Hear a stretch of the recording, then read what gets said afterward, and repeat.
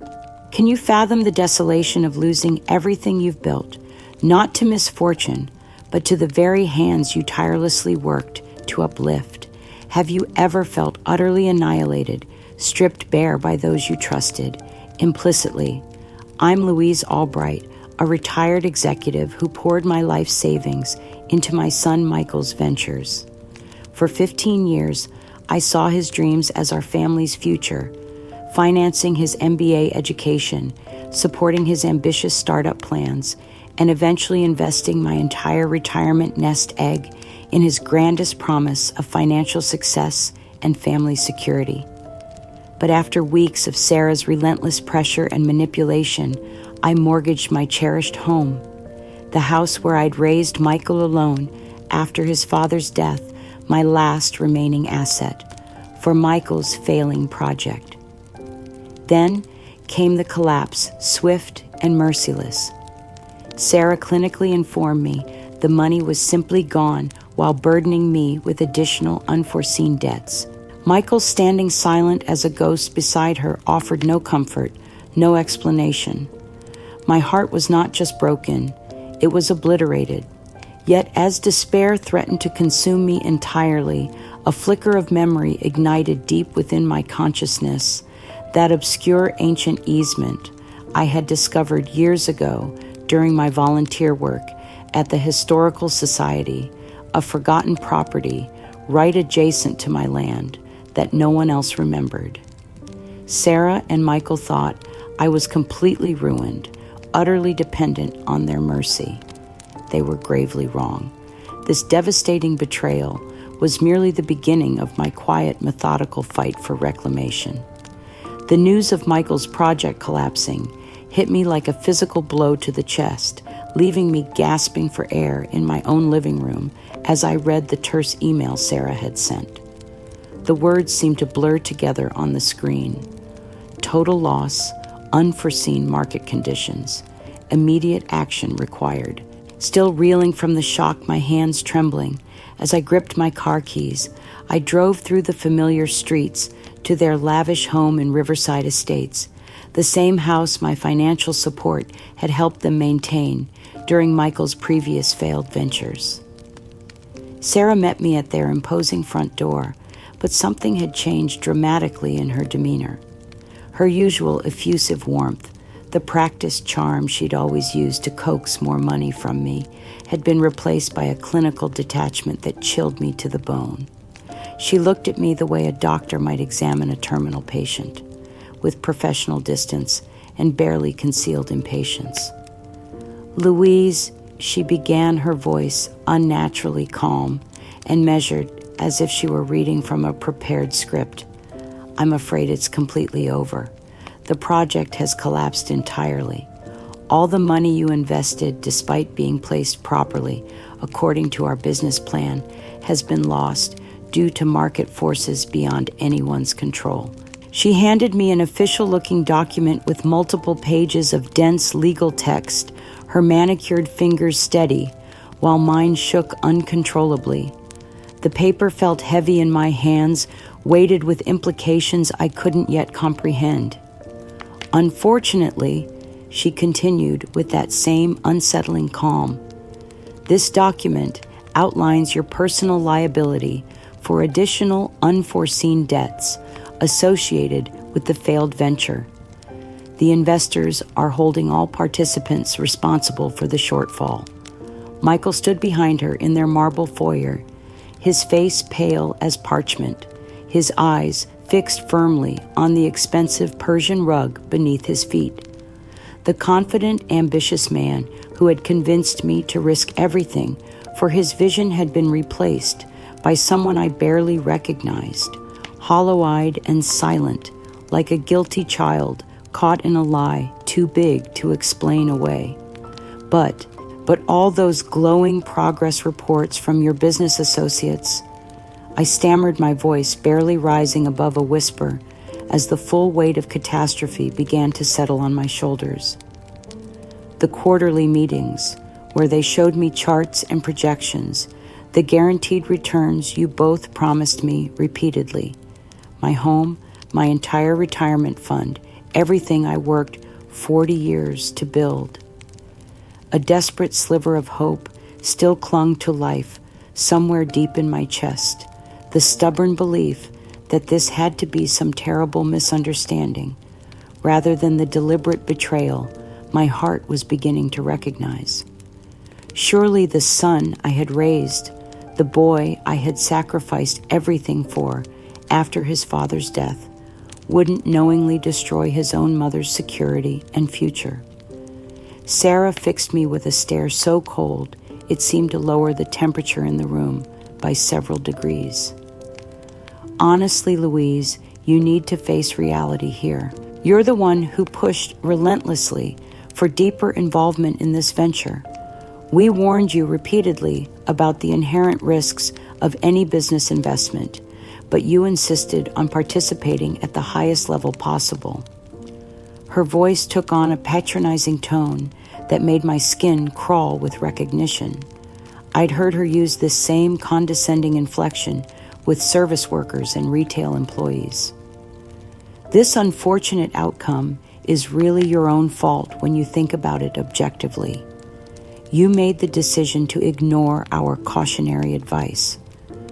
Michael finally lifted his eyes from the floor, but instead of offering comfort or taking responsibility, he simply muttered in a voice barely audible, "Yeah, Mom, you should have listened to us when we tried to warn you. We told you multiple times that investing was risky business. Now look what you've done to yourself." The silence from Michael's business associates, those smooth-talking men in expensive suits who had spent months parading through my living room with their false reports and fabricated projections, was deafening. Not one of them had called to explain or apologize. Their absence now cemented the depth of my humiliation and confirmed what I was beginning to understand. I had been expertly manipulated by people who saw me as nothing more than a convenient source of funding. And regarding your current living situation, Sarah continued, her voice gaining a sharper, more patronizing edge that cut through my shock like a blade.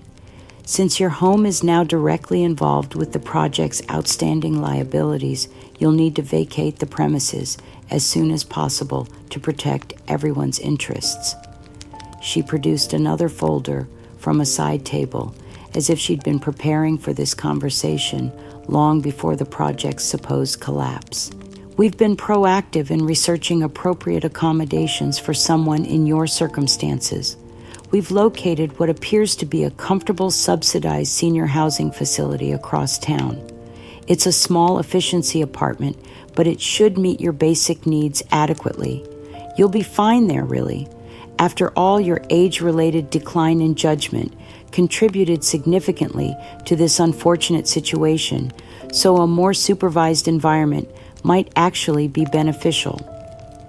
The thinly veiled demands for me to disappear completely from their lives, coupled with their calculated strategy of blaming me for trusting them, solidified their parasitic intent with crystal clarity. They wanted me gone, not just from their financial obligations, but from their sight entirely. I was no longer a beloved mother and generous benefactor. I had become an inconvenient reminder of their guilt and greed. As I sat in their pristine living room, surrounded by furniture and artwork that my money had helped purchase, clutching legal documents that would destroy my future, I realized with devastating clarity that I was not looking at my son and daughter-in-law.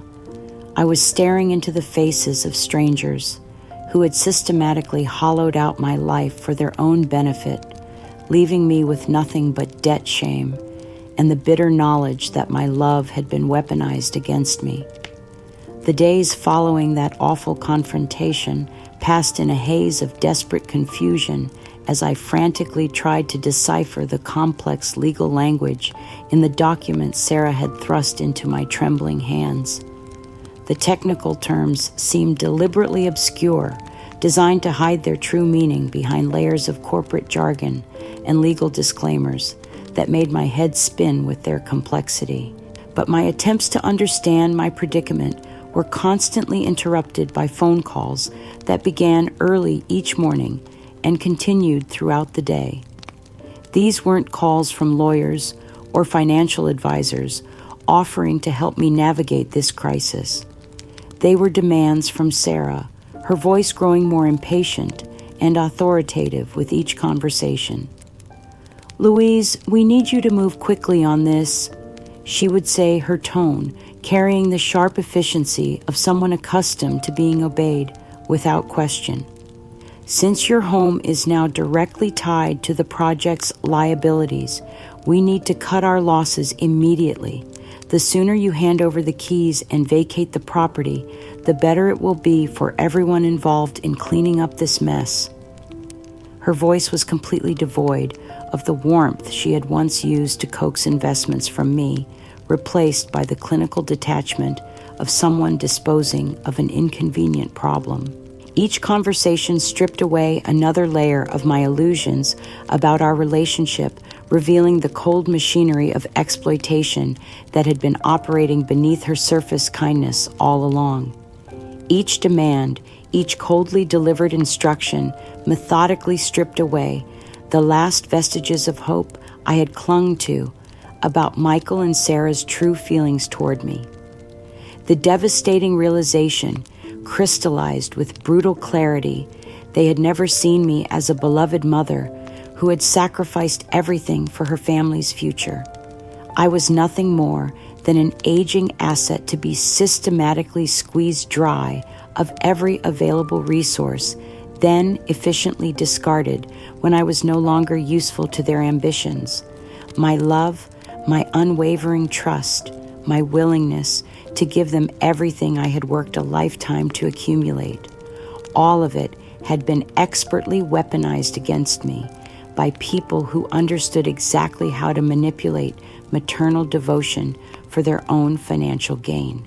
The memories came flooding back with painful clarity as I sat alone in my empty house, surrounded by boxes of belongings I could no longer afford to keep.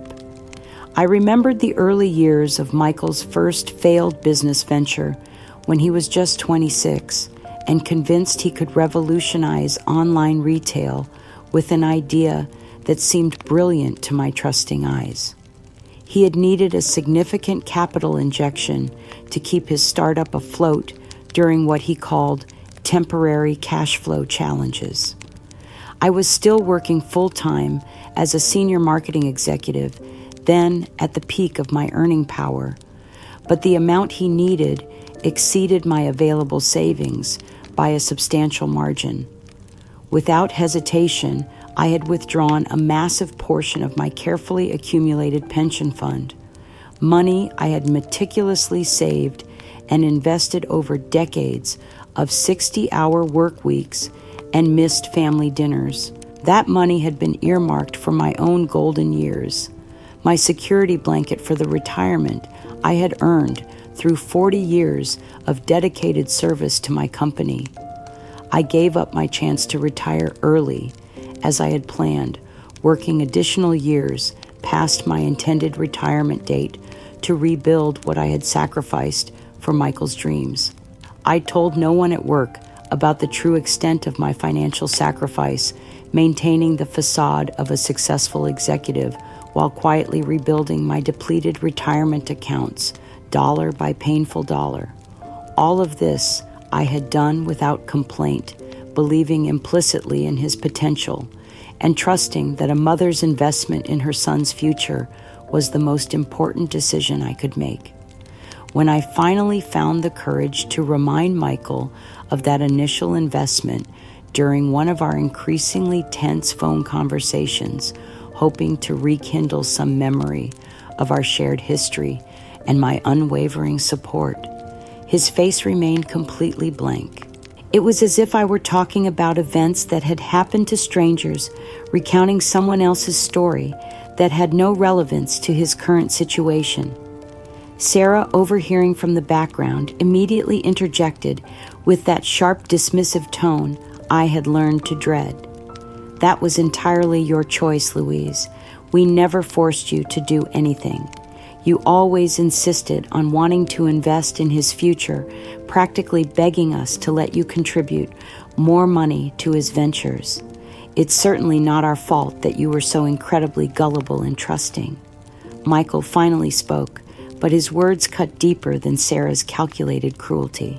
In a voice so low I had to strain to hear him, he muttered, "You always meddled in everything, Mom. You never knew when to stop interfering in my business decisions. They had taken my decades of selfless love and devotion, my willingness to sacrifice my own security for their dreams, and twisted it into something manipulative and intrusive. In their revisionist version of our family history, I wasn't a devoted mother who had given everything for her son's success. I was a meddling old woman whose misguided generosity had created problems they were now forced to solve. The ultimate cruelty came when Sarah presented what she called their reasonable solution to my current predicament. She delivered this proposal with the satisfaction of someone who believed she was being remarkably generous under difficult circumstances. Given your current financial situation and obvious inability to make sound decisions about money, Michael and I have decided it would be best for everyone if you moved into that state-subsidized senior housing facility we researched. It's affordable within your limited means, and frankly, you need the kind of structured environment they provide for people in your circumstances." She paused, allowing her words to sink in before delivering the final blow. "We'll handle all the details of selling your house to clear the outstanding debts from the failed project. You won't have to worry about any of the complicated financial arrangements or legal paperwork. We'll take care of everything so you can focus on adjusting to your new living situation." The plan was coldly calculated and brutally efficient, erase me completely from their lives while still extracting maximum benefit from the sale of my family home. I would disappear into a government-subsidized facility where they would never have to see me or think about the guilt that my presence might generate while they profited from liquidating the last asset I owned in the world. As I listened to Sarah outline this final betrayal with the enthusiasm of someone solving a particularly challenging puzzle, I realized that my son and daughter-in-law weren't just taking my money and my home. They were systematically erasing my identity, my history, and my right to exist as anything more than an inconvenient problem requiring an efficient solution. 1 week later, as I sat in my kitchen, drinking what had become my morning ritual of coffee and tears, I heard the rumble of a large truck turning into my driveway. Through the lace curtains I had sewn by hand decades ago, I watched in horror as a commercial moving van backed up to my front door, followed immediately by Sarah's gleaming luxury sedan. Sarah and Michael emerged from the car with the brisk efficiency of people executing a carefully planned operation. Sarah carried a leather portfolio that I would soon learn contained an official eviction notice, while Michael avoided looking directly at the house where he had grown up. The same house where I had nursed him through childhood illnesses, helped him with homework at the kitchen table, and celebrated every milestone of his young life. "Time to go, Louise," Sarah announced as she approached my front door, her voice carrying the flat, emotionless tone of someone completing an unpleasant but necessary task. "The new buyers want immediate possession of the property, and frankly, we can't afford any delays in this transaction. Your belongings have already been sorted and packed according to what will fit in your new accommodations." It was a cold, calculated act of removing what they clearly saw as nothing more than a troublesome burden. The moving men who followed them up my front walkway moved with the impersonal efficiency of people who had done this many times before, treating my lifetime of possessions like inventory to be processed and disposed of as quickly as possible. The sight of strangers handling my most precious belongings, photographs of Michael's childhood, the china set my mother had given me as a wedding gift books I had collected over decades of reading, filled me with a rage so pure and overwhelming that I thought I might collapse from the intensity of it. Michael, I pleaded, my voice cracking with tears I could no longer control. This is our family home. This is where you took your first steps, where I read you bedtime stories every night for years, where we celebrated every Christmas and birthday of your childhood. How can you possibly do this to me? After all the years of love, all the sacrifices I made specifically for you, all the dreams I gave up so you could have better opportunities. The raw heartbreak in my voice was so overwhelming that even the moving men paused in their work, glancing uncomfortably at each other as they witnessed the destruction of a family bond that had once seemed unbreakable. I searched Michael's face desperately, looking for any flicker of the son I had raised, any trace of the boy who had once promised to take care of me when I grew old. But I saw only emptiness, a vacant, hollow man who had been completely absorbed into Sarah's vision of their future, with no room left for inconvenient reminders of the past or obligations to the woman who had given him life. Michael refused to meet my desperate gaze, his eyes fixed on some invisible point beyond my shoulder. The silence stretched between us like a chasm that could never be bridged, filled with decades of love that apparently meant nothing to him now. Sarah, however, was not content to let this moment pass without adding her own signature touch of cruelty.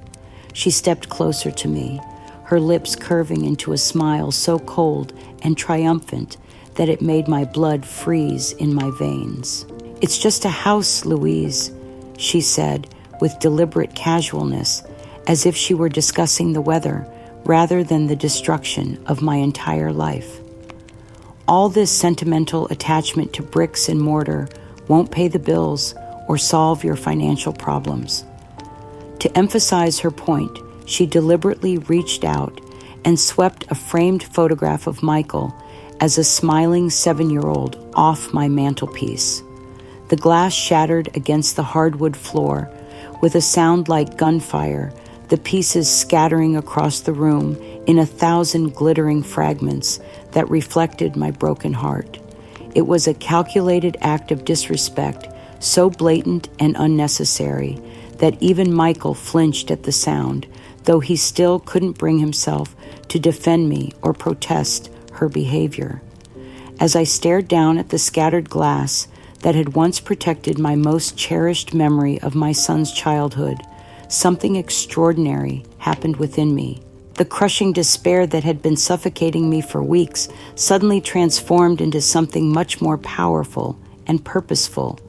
A strange crystalline clarity washed over me like cool water on fevered skin, and I felt my spine straightening with newfound strength. "You speak so confidently of houses and bills, Sarah," I said, my voice remarkably steady, despite the chaos surrounding us, carrying a quiet intensity that made both of them stop and look at me with surprise. "You believe you've succeeded in taking everything that matters to me, stripping me of all power and independence." I stepped carefully over the broken glass, moving with deliberate precision toward Michael. My gaze fixed directly on his face, with an intensity that forced him to finally meet my eyes. "But you know absolutely nothing about true value or about the depth of my foresight and preparation for exactly this kind of betrayal." Michael's eyes widened slightly, perhaps finally recognizing something in my voice that reminded him of the formidable woman who had raised him single-handedly after his father's death. "Michael, do you remember our long walks through the old section of town when you were younger, the countless hours I spent volunteering at the Historical Society, researching property records and municipal archives? You thought I was just indulging an old woman's hobby, didn't you?" My voice grew stronger with each word, filled with the authority of someone who had finally decided to to reveal cards they had been holding in secret for years. What you and Sarah don't know, what no one in this town truly remembers anymore, is that during those years of research, I discovered something remarkable, an ancient, legally binding easement attached to the small, undeveloped parcel of land directly adjacent to this property. The easement grants specific access rights that have been buried in obscure municipal archives for over a century, meticulously documented in my private journal, using a coding system I developed during my corporate years. Sarah's triumphant smile began to fade as she sensed the shift in power dynamics, though she clearly didn't yet understand the full implications of what I was revealing. That small parcel of land, Michael happens to hold the critical access rights to the rapidly developing Riverside Commercial District, the same district where property values have increased by 300% in the past 2 years alone. The easement I control makes that land far more valuable than any of your empty business ventures could ever hope to be. I paused, watching understanding begin to dawn in Michael's eyes, like sunrise, breaking through storm clouds. You stripped me of my home, my life savings, my security, and my dignity. You thought you had reduced me to a powerless old woman dependent on your charity and mercy. But you didn't strip me of my intellect, my decades of professional experience, or my intimate knowledge of this town's hidden history. My voice carried the quiet satisfaction of someone who had been planning for this moment far longer than anyone realized. That easement represents true power, Michael, the kind of leverage that could restore everything you've taken from me and more. And unlike your promises and projections, it's based on legal reality that has been tested and verified through proper channels.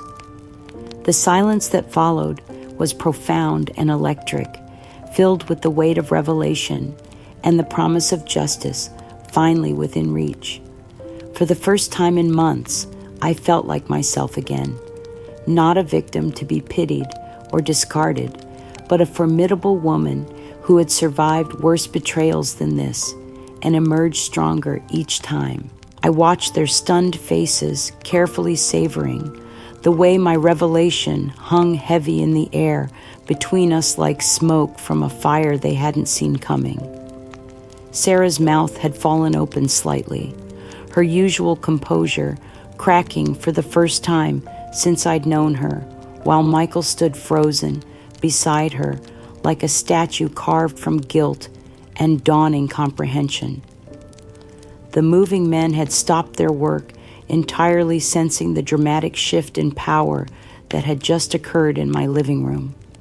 Even they could feel that something fundamental had changed, that the helpless old woman they had been evicting was no longer helpless at all.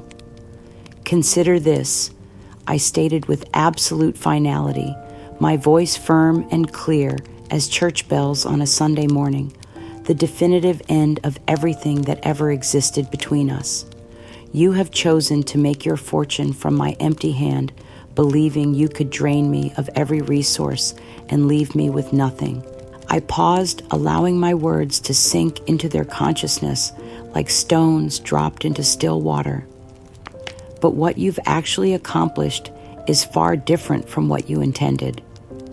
You have revealed your true nature to me, and in doing so, you've set me free from the burden of loving people who were incapable of loving me in return.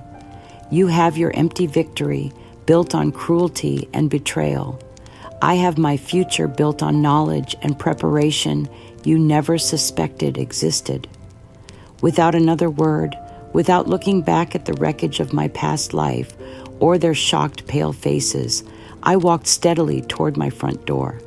Each step felt lighter than the last, as if I were shedding decades of misplaced obligation and false hope with every footfall on the hardwood floors where Michael had once played as a child. Sarah stammered behind me, her voice rising to an almost hysterical pitch as she struggled to process what had just happened to her carefully orchestrated plan. What? What are you talking about? That's absolutely ridiculous. There's nothing valuable about that worthless piece of land. You're delusional if you think some dusty old papers are going to save you now. But even as she spoke, I could hear the uncertainty creeping into her voice, the first cracks appearing in her absolute confidence. She had built her entire strategy on the assumption that I was a helpless victim with no resources or options remaining. Michael, still pale and visibly bewildered, could only stare at me with wide eyes as I passed him in the doorway. For the first time since this nightmare began, I saw something I recognized in his expression, a flicker of the fear he used to show as a child when he knew he had done something wrong and was waiting for the consequences to catch up with him.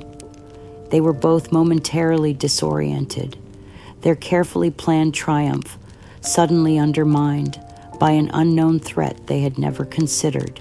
Their absolute certainty in their victory had been replaced by confusion and the dawning realization that they might have underestimated their opponent. I walked calmly to the yellow taxi I had discreetly arranged to wait at the end of my driveway, having learned long ago in my corporate career that successful people always have an exit strategy prepared before they need it. The driver, a kindly man with weathered hands, who had seen enough of life to recognize dignity when he encountered it, held the door open for me with genuine respect.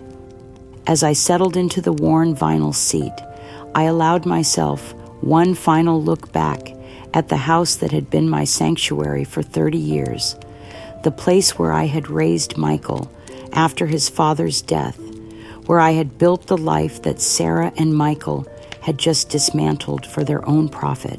But more importantly, I looked at Sarah and Michael themselves, standing confused and increasingly frantic on the front porch, like actors who had forgotten their lines in the middle of a performance. Their faces showed the first signs of genuine concern, the beginning of doubt about the wisdom of their actions. "The curse you've brought upon yourselves," I murmured quietly, my words carrying clearly through the open car window, "is not on my empty hand, but on your own greedy hearts. You chose to destroy the very foundation of love and trust that might have supported you through difficult times." I settled back in my seat, feeling a profound sense of peace wash over me for the first time in months. You'll discover soon enough what it means to have truly empty hands. Hands that have grasped for everything and gained nothing of real value. As the taxi pulled away from the curb, I closed my eyes and refused to look back again. The chapter of my life that had included Michael and Sarah as central characters was finally completely closed. Sarah, apparently recovering from her initial shock, suddenly erupted into the kind of screaming rage I had only seen from her once before, when a restaurant had dared to seat her at what she considered an inferior table. Her voice carried across the neighborhood with embarrassing volume as she shrieked after the departing taxi. "You'll be living on the streets within a month, you delusional old woman. You have absolutely nothing. No money, no home, no family to help you. You'll regret this pathetic display of defiance when reality hits you. Don't come crawling back to us when you're desperate and homeless." Michael, though still visibly shaken and pale, managed to find his voice long enough to add his own hollow threat. "Yeah, Mom." He called out his words, carrying none of the conviction they might have held just minutes earlier. "Don't come crying to us when your ridiculous fantasies fall apart. We're done with your manipulation and guilt trips."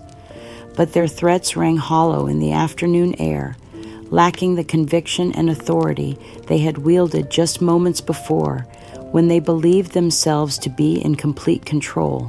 I could hear the uncertainty beneath their angry words, the desperate attempt to cling to a victory that was already slipping through their fingers like sand. as the taxi carried me away from the ruins of my old life toward whatever future awaited me, I felt something I hadn't experienced in years, the profound liberation that comes from finally completely letting go of people who had been draining your life force for their own benefit. For the first time since this ordeal began, I felt genuine pride in my own strength and intelligence. I had survived their worst efforts to destroy me, and I had done so with my dignity intact and my secret weapon still hidden, ready to be deployed when the time was right.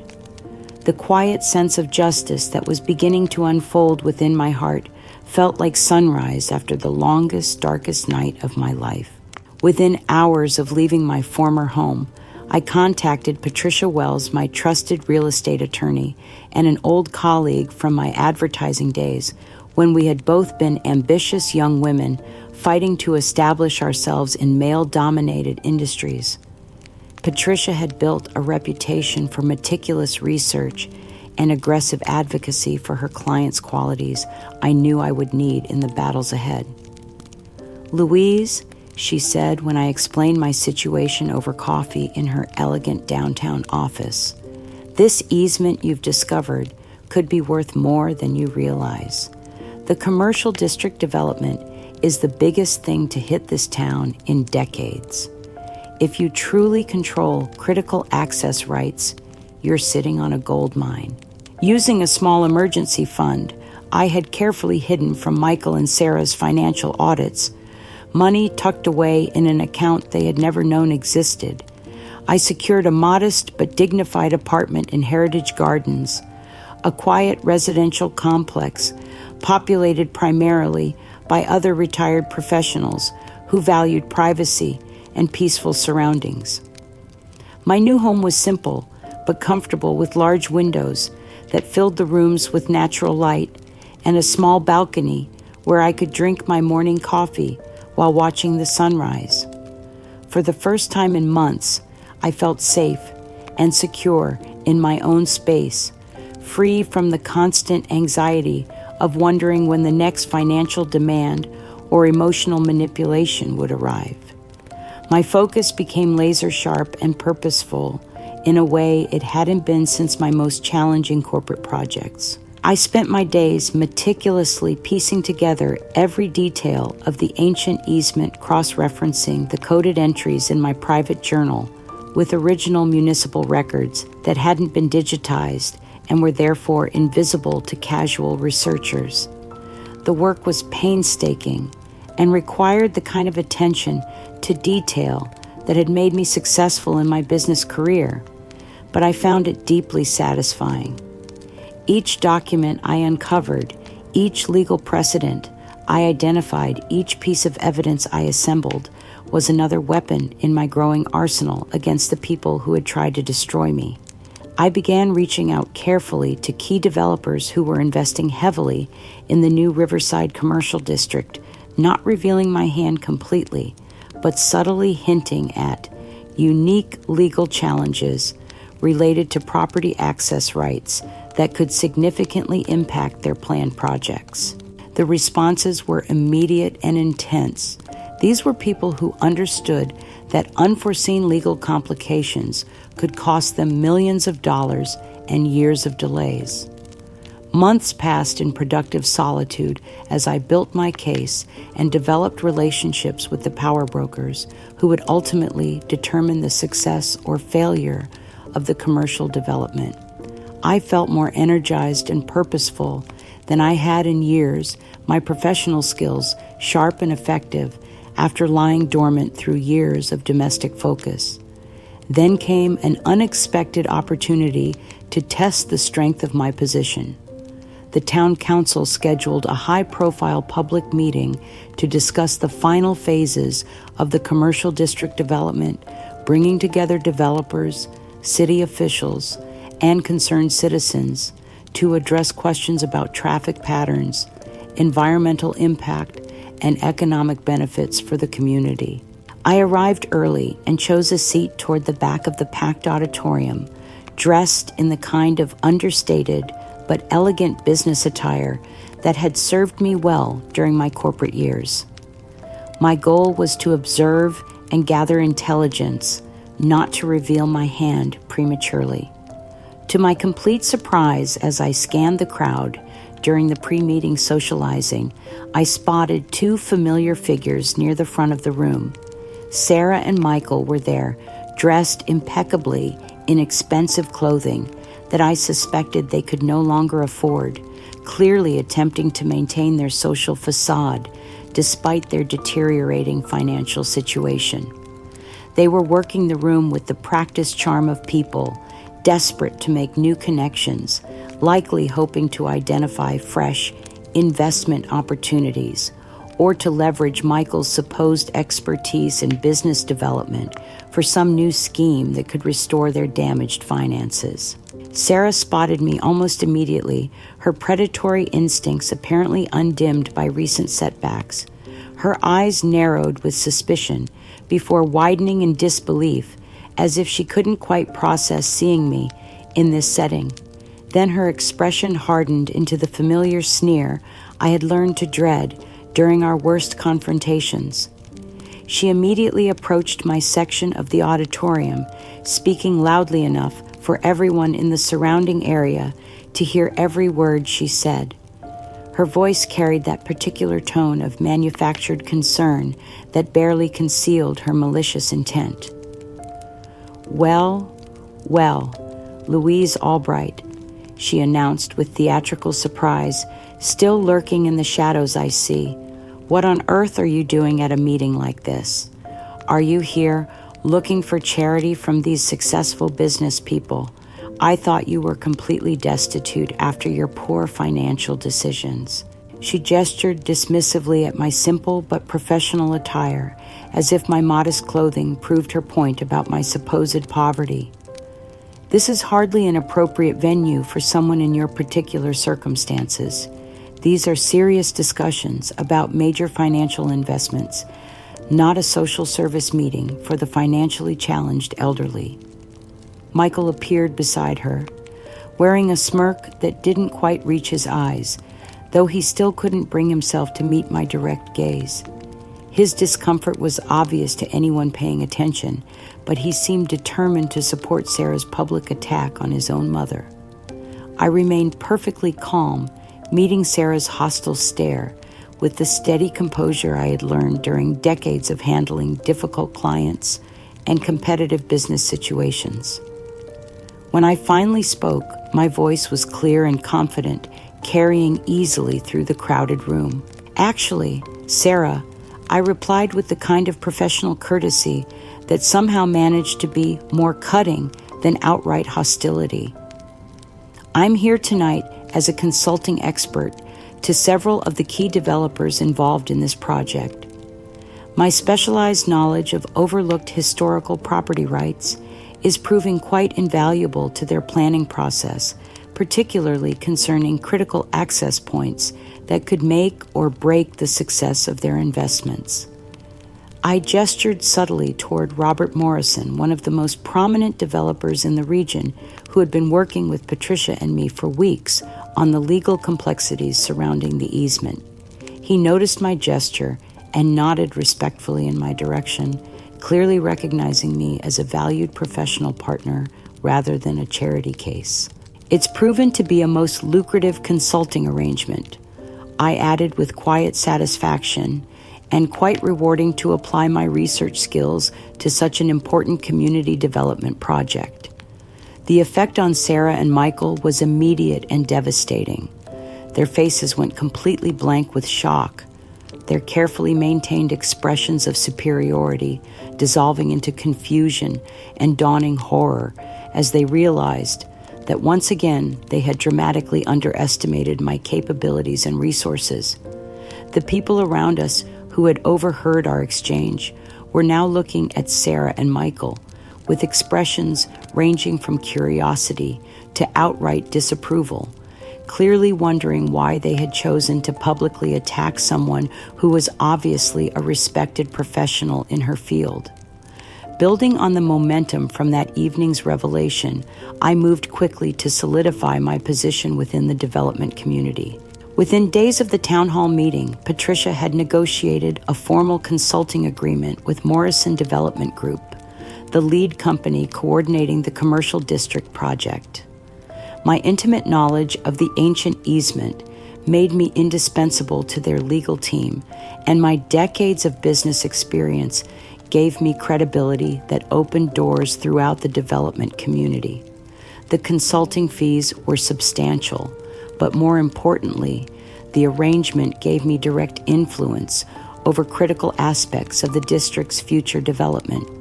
The easement I controlled didn't just affect the small parcel of land adjacent to my former home. It had implications for traffic flow, utility access, and commercial viability throughout the entire district. Property values, future construction permits, and long-term profitability all hinged on issues that I now had the power to influence significantly. My former house, the one Sarah and Michael had stolen from me, suddenly found itself at the center of legal complications that could impact its value and marketability for years to come. The bitter irony was delicious. They had thought they were claiming a simple residential property, but they had actually inherited a legal nightmare that would cost them far more than they could have imagined. But Sarah, apparently unable to accept defeat gracefully or acknowledge that she had been outmaneuvered by someone she had dismissed as a helpless old woman, resorted to increasingly desperate measures to try to destroy my newfound success and credibility. She contacted Janet Morrison, a local newspaper columnist who specialized in business gossip and had a reputation for publishing sensational stories without thorough fact-checking. Sarah's accusations were wild and vicious, clearly born from desperation and fury rather than any connection to reality. Louise Albright is nothing but a vindictive old woman engaged in legal blackmail and extortion. Sarah ranted during what I later learned was a 2-hour phone conversation with the columnist. She's exploiting obscure legal loopholes to defraud honest developers who are trying to improve our community. This is nothing but a calculated attempt to sabotage her own son and his family because she's bitter about her own poor financial decisions. Sarah's public accusations escalated over several days, with Michael weekly confirming her claims whenever reporters managed to reach him for comment. They painted me as a mentally unstable elderly woman, driven by spite and revenge, using legal technicalities to harm innocent people who had tried to help her during her time of need. The slander campaign might have been effective against someone with less preparation and professional support, but I had learned long ago that the best defense against lies is an overwhelming presentation of truth. Patricia and I had been anticipating exactly this kind of attack, and we were ready with a comprehensive response that would not only defend my reputation, but definitively expose Sarah and Michael's pattern of predatory behavior. At a televised press conference announcing the expansion of my consulting role with the Development Consortium, I calmly and methodically addressed every aspect of Sarah's slander campaign. My presentation was professional, well-documented, and utterly devastating to their credibility. Recent accusations against my work have come from individuals whose own financial dealings are now under legal scrutiny due to their documented history of failed business ventures and questionable ethical practices. I stated my voice, carrying the authority of someone presenting facts rather than opinions.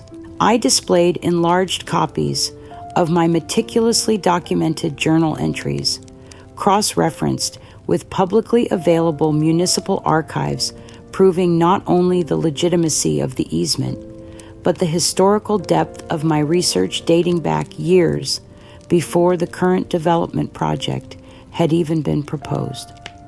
These records demonstrate that my current consulting work is based on legitimate historical property rights that were established decades before any of the current development plans existed. My research and documentation meet the highest professional standards and have been thoroughly verified by independent legal experts. I paused, allowing the media representatives to examine the evidence I had presented before delivering the final blow to Sarah and Michael's credibility. The only questionable behavior in this situation has been the attempt by these accusers to strip an elderly woman of her life savings and family home through deliberate manipulation and fraud. My current actions represent nothing more than the intelligent exercise of legitimate property rights to ensure fair treatment for all parties involved in this development project. The effect was immediate and dramatic. The media representatives, confronted with irrefutable documentation and clear evidence of Sarah and Michael's predatory behavior, quickly shifted their focus from investigating my supposed wrongdoing to exposing the real story of financial abuse and family betrayal. Within days, Sarah and Michael's names had become synonymous with financial incompetence and cruel exploitation of vulnerable family members. Their former social circle, already suspicious due to their history of failed ventures and constant requests for money, began actively shunning them at community events and social gatherings. The public humiliation was complete and devastating, but I wasn't finished with them yet. My attorney, who had been present at the press conference, immediately announced that we were pursuing new legal actions against both Sarah and Michael for repeated defamation and their earlier predatory financial practices. Mrs. Albright's legal team will be filing comprehensive lawsuits seeking damages for defamation of character, intentional infliction of emotional distress, and fraudulent financial manipulation, Patricia announced to the assembled reporters. Their recent public statements constitute additional evidence of a pattern of malicious behavior designed to harm my client's reputation and livelihood. The legal net was closing around them with mathematical precision, and for the first time since this nightmare began, I felt the deep satisfaction of knowing that justice was not only possible, but inevitable. 3 weeks after the press conference that had definitively exposed Sarah and Michael's true nature to the entire community, my new secure phone rang with an unfamiliar number that didn't appear in my carefully curated contact list.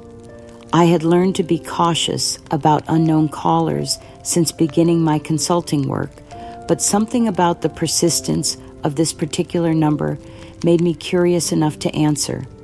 The voice that greeted me was Sarah's, but it was Sarah as I had never heard her before. Her usual polished confidence completely stripped away, replaced by a mixture of raw panic and barely controlled fury that made her words tumble together in desperate, breathless sentences.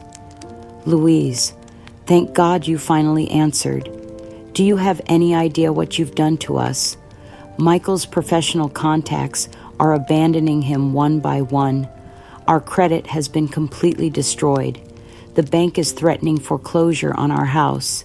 You're systematically destroying everything we've worked to build, and you have to stop this insanity right now." Her voice climbed higher with each accusation, the desperation becoming more obvious as she tried frantically to shift responsibility for their current predicament onto anyone but themselves. These lawsuits are ruining our reputation throughout the entire business community. No one will work with us anymore. You're being vindictive and cruel, using your money and influence to destroy your own son's future. You have to call off your lawyers and fix this situation immediately. I listened to her tirade with the detached calm of someone who had finally found unshakable inner peace. Her words had no power to hurt me anymore because I no longer cared about her opinion or felt any obligation to solve problems that she and Michael had created through their own choices. "Sarah," I replied, my voice steady and completely devoid of the emotion she was trying to provoke. "Your current problems, just like Michael's professional difficulties, are the direct and inevitable consequences of your own decisions and behavior. You chose to gamble with my trust and my life's savings. You chose to treat me as an expendable resource rather than a human being deserving of respect and consideration." I paused, allowing my words to sink in before delivering the central truth she was desperately trying to avoid. "My current actions are simply the natural repercussions of your greed and cruelty. I am not destroying you. I am merely refusing to continue enabling your destructive behavior while protecting myself from further exploitation." Sarah's anger quickly dissolved into the kind of pathetic pleading that I had once found heartbreaking, but now recognized as nothing more than sophisticated manipulation designed to reestablish her control over me. "Please, Louise, you have to listen to reason. We're losing absolutely everything we've worked for. The house that you helped us buy is going into foreclosure. Michael's business contacts won't return his calls. We're facing complete financial ruin, and it's all because of this vindictive campaign you're waging against us." Her voice took on the artificially sweet tone she had always used when asking for money, though it now carried an undertone of desperation that made it sound hollow and false. "We're truly genuinely sorry for any misunderstandings that might have occurred during that difficult period when Michael's project failed. We were all under tremendous stress, and perhaps we didn't handle the situation as well as we should have, but we're family, Louise. That has to count for something." She paused, apparently waiting for some sign that her emotional manipulation was working, before launching into her final, most transparent attempt to exploit our former relationship. "Can't we find some way to reconcile our differences and move past this unfortunate chapter? Think about Michael's childhood, all those happy memories we shared before things got complicated. Don't you remember how close we all used to be? Please, just a little financial help to get us back on our feet for old times' sake. Families should support each other through difficult times, shouldn't they?" The forced endearments and transparent pleas for money were so sickening that I actually felt physically nauseated listening to them. This woman had stripped me of everything I owned, cast me out of my own home like unwanted trash, and was now attempting to use the very family bonds she had destroyed as leverage to extract more resources from me. "Sarah," I stated with quiet finality, my voice carrying the absolute authority of someone who had made an irrevocable decision, "the family you keep referring to ceased to exist the moment you and Michael plotted my financial ruin and emotional destruction. Those happy memories you mention are artifacts of a relationship that you systematically destroyed through your own choices." I stood up from my comfortable chair and walked to the window of my peaceful apartment, looking out at the garden where I had found such serenity over the past months. "There is nothing left to reconcile because there is no relationship remaining to repair. You made your choice when you decided that my money was more valuable than my love and trust. I have made my choice as well, to protect my peace, my dignity, and my future from any further contact with people who proved themselves capable of such calculating cruelty." My voice remained calm and measured, but carried the unmistakable finality of a door closing forever. "My peace of mind and my secure future are now paramount considerations in every decision I make. You and Michael no longer have any place in either." With those words, I calmly pressed the end call button, cutting off Sarah's desperate protests mid-sentence. Then, with the methodical thoroughness that had served me well throughout my professional career, I immediately blocked her number, Michael's number, and instructed Patricia to handle any further contact attempts through legal channels, ensuring that no direct communication line remained between us. The silence that followed was profound and utterly liberating. Not the empty quiet of loneliness, but the peaceful stillness of a life finally free from manipulation, exploitation, and false obligation. For the first time in decades, I belonged entirely to myself, and the sensation was more powerful and satisfying than anything I had ever experienced. I felt complete detachment from the chaos they had created in their own lives, absolute empowerment over my own choices and future, and the ultimate relief that comes from finally completely letting go of people who had been draining my life force for their own selfish purposes. The sense of impenetrable peace that settled over me was like armor forged from wisdom and tempered by experience. Nothing they could do or say would ever be able to penetrate it again. 6 months had passed since that final phone call with Sarah, and my consulting work had flourished beyond my wildest expectations. My reputation as an expert in historical property rights had spread throughout the regional development community, bringing opportunities I had never imagined possible during my years of corporate work. The invitation to speak at Riverside University's annual Business Ethics Symposium was both an honor and a delicious irony. This was the very institution where Michael had earned his MBA, where he and Sarah had first met, where they had both been so certain their degrees would guarantee them success and prosperity. As I prepared for my lecture on ethical business practices and the value of integrity, I couldn't help but reflect on how dramatically my life had changed. The broken, desperate woman who had been evicted from her own home had been replaced by someone who was invited to share her wisdom with the next generation of business leaders. The university's main auditorium was packed with students, faculty, and prominent business leaders from throughout the region.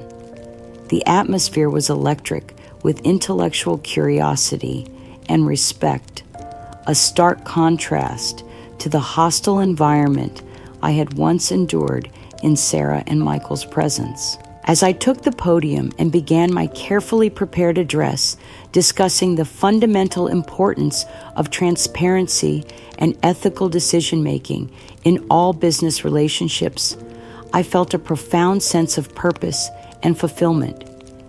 These young people deserve to understand that success built on deception and exploitation was ultimately hollow and self-destructive. True prosperity, I explained to the attentive audience, comes not from what we can take from others, but from what we can contribute to our communities while maintaining our integrity and dignity. Then, as I scanned the audience to gauge their response to my opening remarks, I spotted 2 familiar figures huddled in the back row near the exit doors. My heart skipped a beat as I recognized Michael and Sarah looking visibly disheveled and gaunt, their expensive clothing replaced by worn, ill-fitting garments that spoke of serious financial hardship. They appeared to be among the general public attendees, probably drawn by the lecture's title, or perhaps hoping to find some way to disrupt my growing reputation. The contrast between their current appearance and the polished, confident people who had once dismissed me as a helpless burden was striking and somehow deeply sad.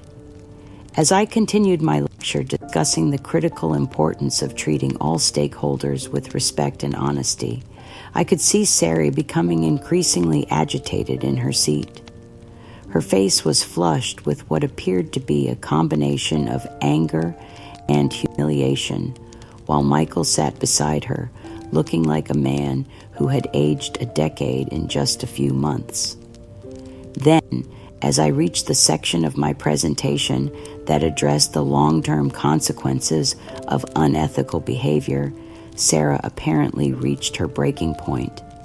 She suddenly leaped to her feet, her voice rising to a shrill pitch that cut through the scholarly atmosphere like a knife. "Don't listen to her." She screamed, her words echoing off the auditorium walls with embarrassing volume. "She's nothing but a hypocrite and a fraud. She ruined her own son's life out of pure spite and vindictiveness. She's a manipulative old woman who used dirty legal tricks to steal what was rightfully ours." Her accusations were baseless and born of desperation, but they were loud and personal, clearly intended to undermine my credibility before this large, influential audience. The raw hatred in her voice was shocking in its intensity, revealing the depth of bitterness that had been consuming her for months. "This woman standing before you is a complete disgrace to this university and everything it represents." She continued, her voice becoming increasingly hysterical. "She destroyed her own family for money and power. She's evil incarnate, and none of you should believe a word she says." Michael stood beside her like a silent, defeated shadow, apparently lacking the courage to either support her outburst or distance himself from it. The confident, ambitious man I had once known had been replaced by someone who seemed to have lost all sense of purpose or direction. A ripple of shock and uncomfortable confusion swept through the previously attentive audience. Some students and faculty members exchanged uneasy glances, looking between Sarah and me with expressions of uncertainty and growing concern.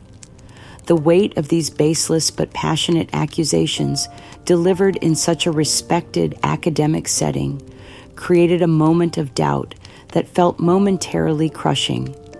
My heart pounded with a mixture of embarrassment and righteous anger, but I forced myself to maintain the composure that had served me so well throughout this ordeal. Instead of responding immediately to Sarah's attack, I made a calculated decision to let her expose the full extent of her malice and desperation. Despite the escalating public humiliation, I maintained an incredible level of poise and dignity that seemed to shine brighter in contrast to Sarah's unhinged behavior. I allowed her to continue her tirade without interruption, my expression showing profound sadness rather than anger, as I calmly waited for her to exhaust herself. My silence and composure served a deliberate purpose. I wanted everyone in that auditorium to see the stark difference between someone who had rebuilt their life on integrity and someone who had been consumed by bitterness and blame. The longer Sarah ranted, the more obvious it became that her accusations were motivated by personal grievance rather than genuine concern for truth or justice.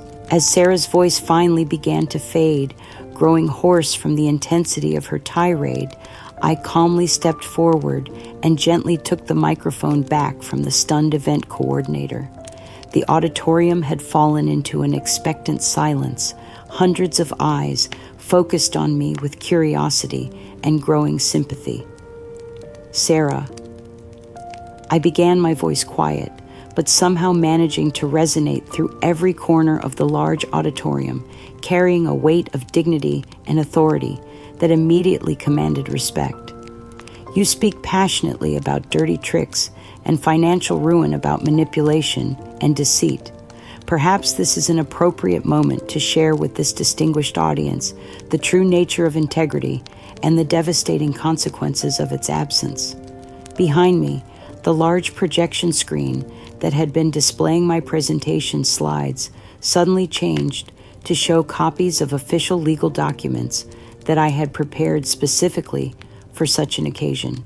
The first image was the court judgment from the civil case where Michael and Sarah had been found legally liable for fraudulent misrepresentation of their failed business project and for their deliberate attempts to financially exploit a vulnerable elderly woman.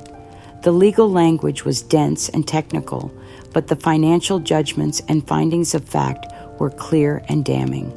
The court had not only ruled in my favor, but had specifically cited their pattern of predatory behavior and calculated manipulation of family relationships for financial gain. Next to the legal documents, I projected a series of images that Patricia had helped me obtain from Sarah's own social media accounts.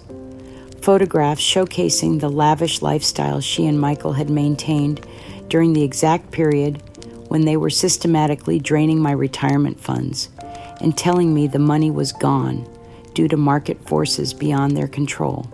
The contrast was stark and devastating. Expensive vacations, designer clothing, luxury restaurants, and high-end electronics, all purchased while they were claiming poverty and demanding that I sacrifice my home and security for their supposed business emergency.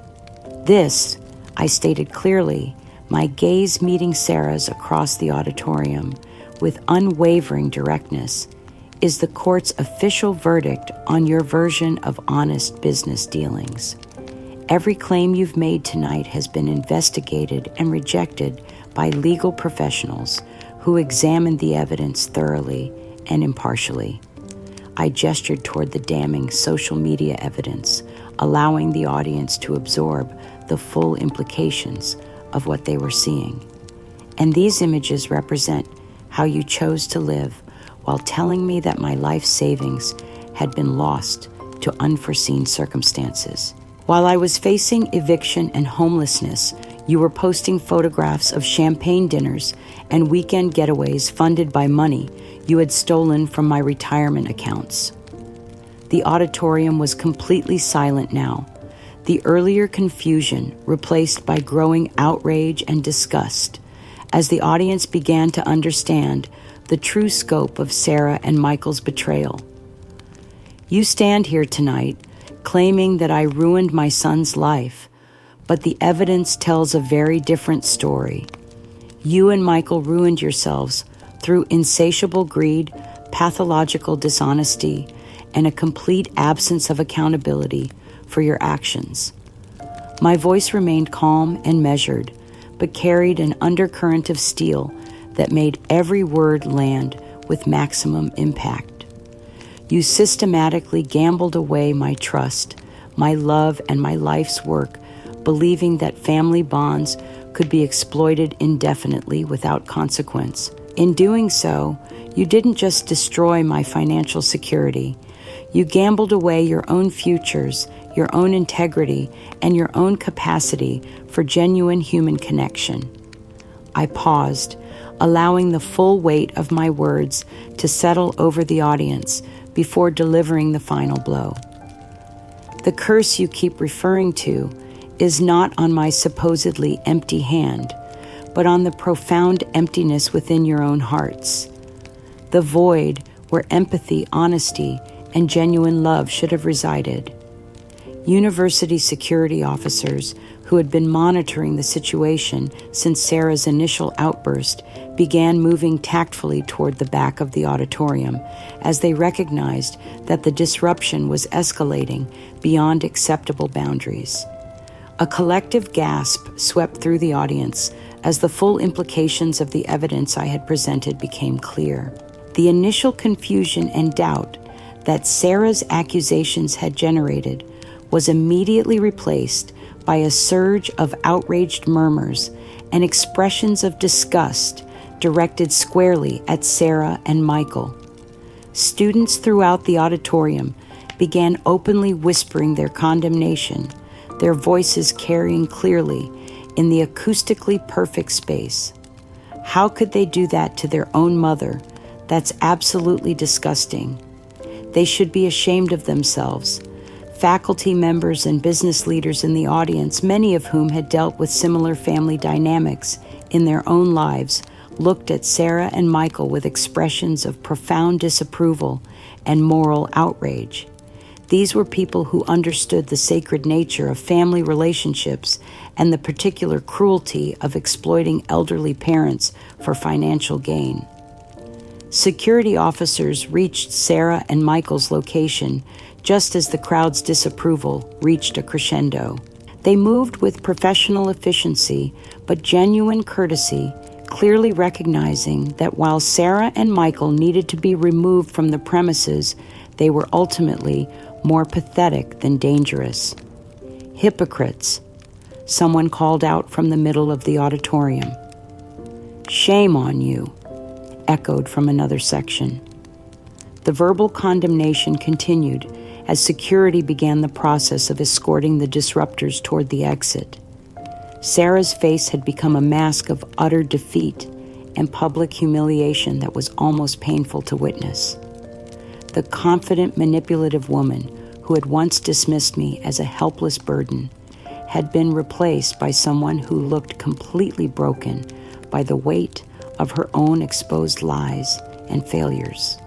Her eyes filled with raw, impotent rage, and what might have been the first glimmerings of genuine remorse met mine for one final devastating moment across the auditorium. In that instant, I saw not an enemy to be defeated, but a deeply damaged person who had destroyed herself through her own choices. Michael followed silently behind the security officers, utterly pale, and defeated, his head bowed in complete disgrace. The ambitious young man, who had once been so certain of his superiority and entitlement, had been reduced to a shadow of his former self, publicly exposed as a fraud and a predator. As they disappeared through the auditorium's exit doors, I realized that this moment marked the absolute end of their ability to operate within any honest social or professional circles. Their public standing and any remaining semblance of respect had been utterly shattered, leaving them with nothing but the consequences of their own actions.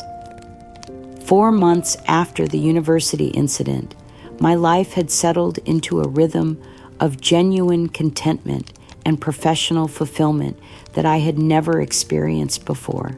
My consulting practice had expanded beyond property development to include corporate ethics training, and I had been invited to join the boards of several nonprofit organizations dedicated to protecting elderly citizens from financial exploitation. My days were filled with meaningful work, my evenings with books and classical music, and my weekends with new friends who valued me for my wisdom and experience, rather than what I could provide for them financially. I had created a life that was entirely my own, built on a foundation of integrity and self-respect that no one could ever take away from me. Then, on a peaceful Tuesday morning, as I was reviewing consulting proposals over coffee in my sunlit kitchen, an unexpected package arrived via certified mail. The return address was unfamiliar, but something about the careful handwriting made my heart skip a beat with recognition. Inside was a single tattered envelope containing a handwritten letter that bore unmistakable signs of having been written under conditions of extreme distress. The paper was cheap and thin, the ink smeared in places as if tears had fallen on it while it was being written. Michael's handwriting, once confident and bold, had become shaky and uncertain, reflecting the dramatic changes in his circumstances since our last encounter. His words painted a picture of utter destitution that was both heartbreaking and somehow inevitable, given the choices he had made. He wrote of their complete financial collapse, the foreclosure of their house, Sarah's deteriorating mental state that had culminated in her abandoning him entirely to pursue some desperate scheme involving a man she had met online. He described living in his car, eating at soup kitchens, and being unable to find work because of their damaged reputation throughout the business community. But beneath the catalog of misfortune, his letter contained what appeared to be genuine expressions of regret and responsibility that I had never heard from him before. He acknowledged the depth of the pain he had caused me, admitted that Sarah had manipulated him into betraying his own mother, and begged for just one opportunity to apologize in person. "I know I have no right to ask anything of you," he wrote, "but I'm desperate to make amends for the terrible things I've done. I realize now that I destroyed the most important relationship in my life for money that was never really mine to begin with. Please, Mom, just give me one chance to tell you how sorry I am." The letter was a desperate final attempt to appeal to whatever maternal instincts might still exist within me, but it also revealed a level of self-awareness and accountability that the old Michael had never possessed. Still, I couldn't help but notice that embedded within his expressions of remorse were subtle hints about his current financial desperation and vague suggestions that even a small amount of help would make an enormous difference in his circumstances. 3 days later, as I was preparing for an evening board meeting, I heard a tentative knock at my apartment door. When I looked through the peephole, I saw Michael standing in the hallway, looking so utterly wretched and defeated that I barely recognized him as the confident, ambitious man who had once dismissed me as a burden.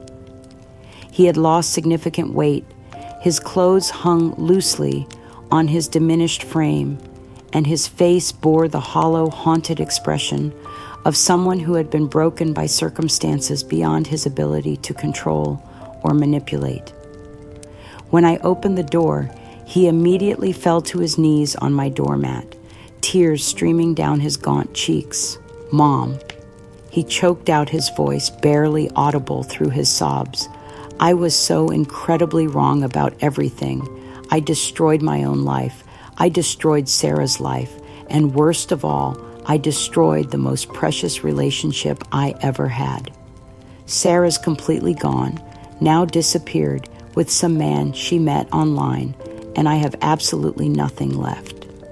His words came out in a desperate rush, as if he was afraid I might close the door before he could say everything he had come to tell me. "I'm so sorry for everything I did to you, for every cruel word, for every moment of pain I caused you. Please, I'm begging you to forgive me. I'm still your son, no matter how badly I've failed you. I need you more than I've ever needed anyone in my entire life." His performance was undeniably pathetic, but it was also transparently calculated to exploit whatever emotional vulnerability I might still harbor toward him. Even in his desperation, even in his apparent remorse, he was still trying to manipulate me into solving his problems. "I'll do absolutely anything to make this right between us," he continued, his voice taking on that familiar pleading tone I remembered from his childhood. "Just a little help to get back on my feet, please, for old time's sake. We can be a real family again. I promise you that I've learned my lesson, and I'll never ever betray your trust again."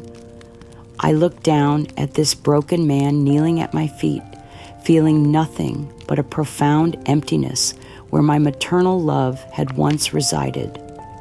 The pain and anger that had once consumed me had long since receded, replaced by a crystalline clarity that allowed me to see this situation for exactly what it was. This was not genuine remorse or authentic accountability. This was simply another attempt to use emotional manipulation to extract resources from someone he had already betrayed once. The tears might be real, the desperation certainly was, but the fundamental selfishness that had driven his original betrayal remained unchanged. I allowed him to continue his humiliating performance without interruption, knowing that his words were ultimately hollow and that nothing he could say would restore the relationship he had deliberately destroyed. My silence was not cruelty. It was simply the recognition that some bridges once burned can never be rebuilt. When he finally looked up at me with desperate, expectant eyes, clearly hoping to see some sign that his emotional manipulation was working, I spoke with a voice that was steady, calm, and utterly final. "Michael, I said my words, carrying the weight of absolute truth. The son I knew and loved, the family we once shared, died the moment you chose temporary financial gain over the woman who had sacrificed everything for your success and happiness. You allowed Sarah to orchestrate my complete destruction, and you stood by silently while she stripped me of my home, my security, and my dignity. I paused, looking directly into his eyes with the steady gaze of someone who had found unshakable inner peace. My love for you was genuine and unconditional. My sacrifices were real and given freely from a mother's heart. But your betrayal was absolute and calculating, and it revealed the true nature of your character in a way that can never be undone or forgotten. My voice remained calm and measured, but carried an authority that left no room for argument or negotiation. There is nothing left to reconcile because there is no relationship remaining to repair.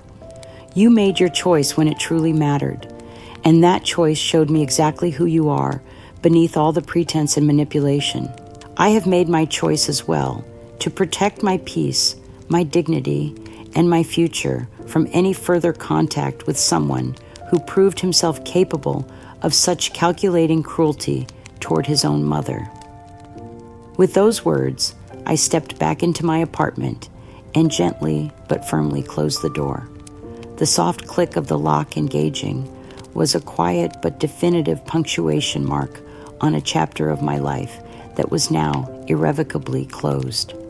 Through the door, I could hear Michael's muffled sobs and desperate pleas, but they no longer had any power to move me. I had finally achieved complete emotional detachment from the chaos he had created in his own life, and the sensation was profoundly liberating.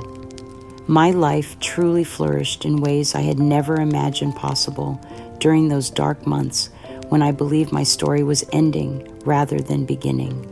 I dedicated myself wholeheartedly to advising on ethical property development, leveraging my unique insights to help create communities that served their residents, rather than simply extracting profit from them.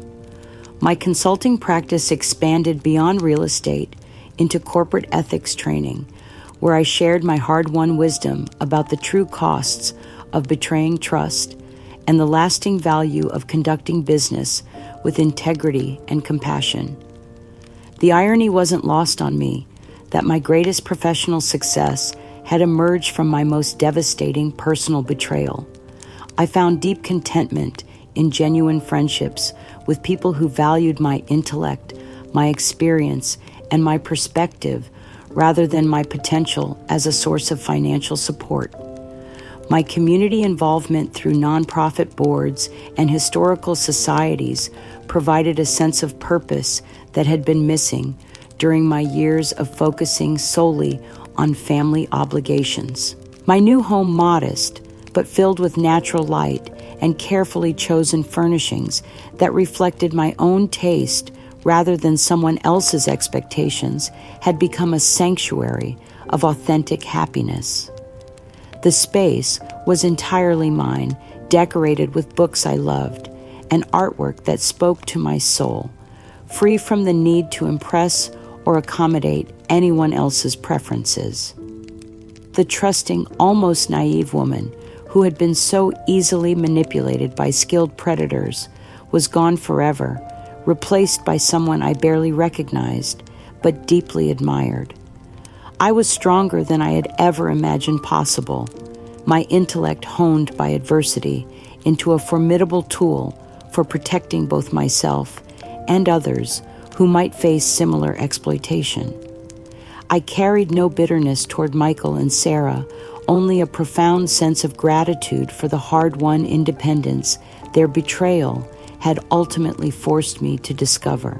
The experience had taught me that true wealth lies not in material possessions or family connections, but in integrity, resilience, and an unshakable sense of self-worth that no one can take away from you. My journey had revealed a fundamental truth about human nature and the price of betrayal, The empty hands curse is not about lacking material wealth or resources. It's about possessing a heart devoid of empathy, a soul so consumed by greed that it becomes incapable of recognizing the true value of love, trust, and genuine human connection. While betrayal can indeed shatter us temporarily, it can also forge an unshakable spirit that is stronger and more resilient than anything we possessed before the trial. True triumph doesn't lie in revenge or destruction of our enemies, but in rebuilding our lives with dignity and integrity, proving that wisdom and authenticity far outweigh temporary material success built on avarice and deception. My hand, once deemed empty by those who sought to exploit me, now holds a pen that writes new chapters of purpose and meaning. The strength I discovered within myself during the darkest period of my life continues to grow and flourish, creating opportunities for service and connection that I never could have imagined when I was trapped in relationships built on exploitation rather than genuine love. What hidden strengths lie dormant within you, waiting patiently for your moment to shine?